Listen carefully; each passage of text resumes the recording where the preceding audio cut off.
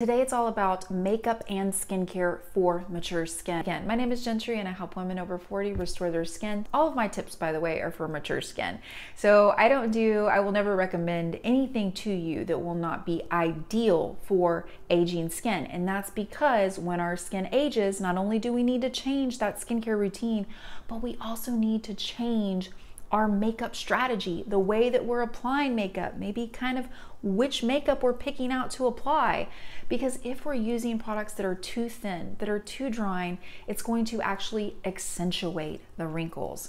So make sure if you're using something around your eye area that you're using a creamy formulation, really important. You're like, well, Jentri, when I use a creamy formulation, maybe it moves around or creases. If that is the case, I want you to use a setting spray. You can spray it on your clean hand and just pat it over your eye area. You don't have to spray it all over your entire face. You also want to wear a primer underneath your makeup.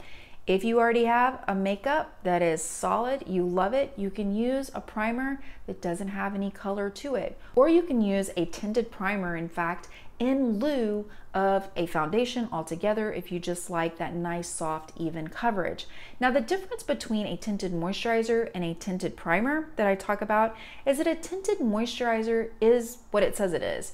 It's basically a moisturizing formula that has a tint to it. Now, a tinted primer has additional benefits to help you smooth out your skin, to help your makeup stay on all day. I'm a huge advocate of using tinted primers versus just tinted moisturizers. Now, there's nothing wrong with tinted moisturizers, don't get me wrong, but if I'm going to use one product to save time and money, I'm going to always choose a tinted primer over that. So whatever tinted primer you use on your face, you can use under your eye area.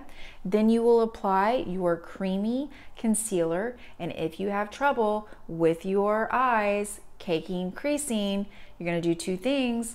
One that I just mentioned, you're gonna pat some setting spray over that concealer. And the second thing you're gonna do is you are going to opt out from wearing powder. And I know you might be going, no, but what do you mean powder? I've worn it for 50 years.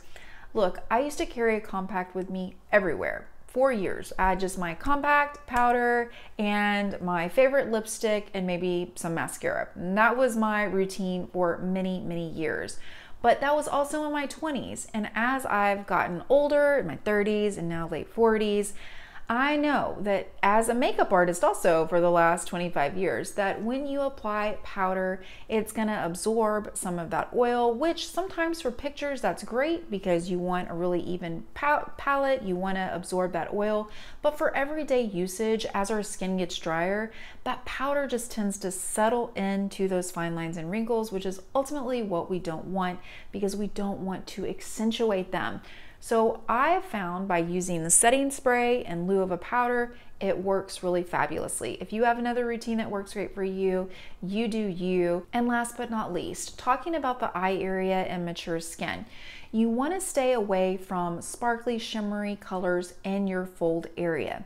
If you love the shimmery colors, no problem. Just make sure you stay right here on your eyelid, because the minute you get into lighter colors that are shimmery in that fold, it's gonna make your eye look heavier. And most of us want our eyes to look brighter and we want them to look more lifted.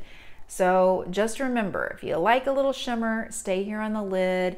And in my opinion, using a matte beige brow highlighter, the one that we carry right underneath that brow bone, is a fantastic choice for giving yourself an instant natural eye lift.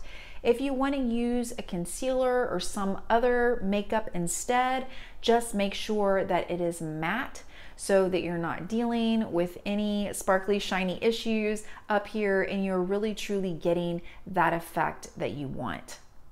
Last but not least, whenever you're applying that eye makeup, smile and make sure you stay away from these fine lines and wrinkles.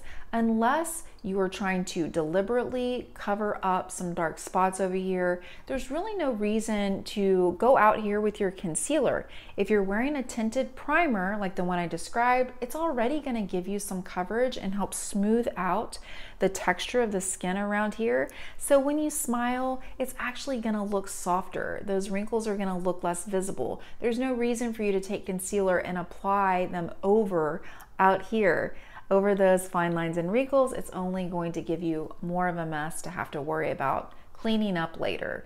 I hope this information was helpful. Make sure and like and subscribe if you love this type of information, and set that notification bell. Thanks for hanging out with me today, and remember, the more you know, the more you glow. Ciao for now.